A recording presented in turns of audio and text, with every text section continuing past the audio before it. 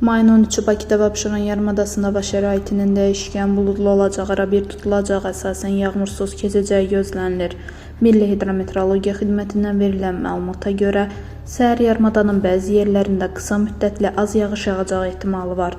Şimal-qərb küləyi əsəcək. Havanın temperaturu gecə 14-16 dərəcə isti, gündüz 21-26 dərəcə isti olacaq. Atmosfer təzyiqi normadan aşağı 754 mm civə sütunu olacaq. Nisbi rütubət gecə 70-75%, gündüz 55-60% təşkil edəcək. Azərbaycan rayonlarında bəzi yerlərdə arabir yağıntılı olacağı, şimşək çaxacağı gözlənilir.